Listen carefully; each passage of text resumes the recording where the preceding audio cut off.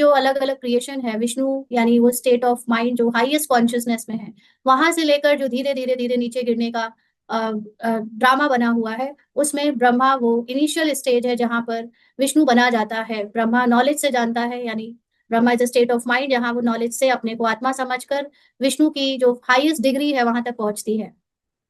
तो 84 जन्मों के अंत में मैं प्रवेश करता हूँ, अडॉप्ट किया जाता है तो नाम बदली किया जाता है। इसीलिए हम लोगों का नाम वैजा बीके लगा दिया जाता है। असल में बीके कोई फिजिकल बीके की बात नहीं है ना। फिजिकली हम कोई भी चीज को यूज करते हैं, लेबल लगाते हैं तो हम बांट देते हैं, पर ये अपने मन की सूक्ष्म अवस्था की बात है कि हम ब्राह्मण हैं।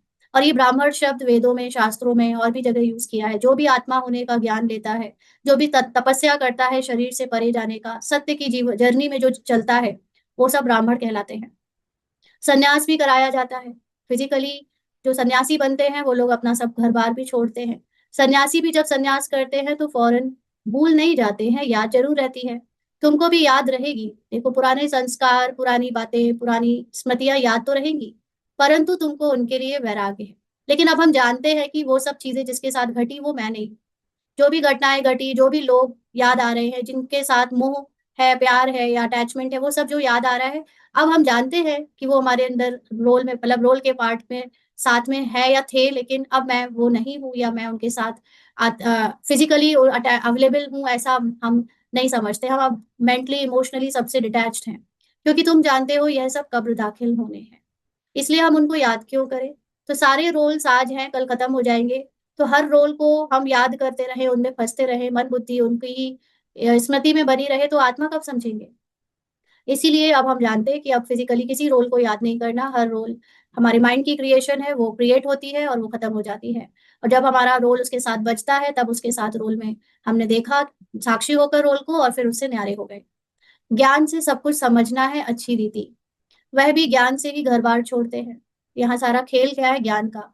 वो लोग हठ योग करते हैं, बहुत बहुत सालों तपस्या करते हैं, तब उन्हें ये ज्ञान मिलता है जो ज्ञान हमें घर बैठे मिल रहा है।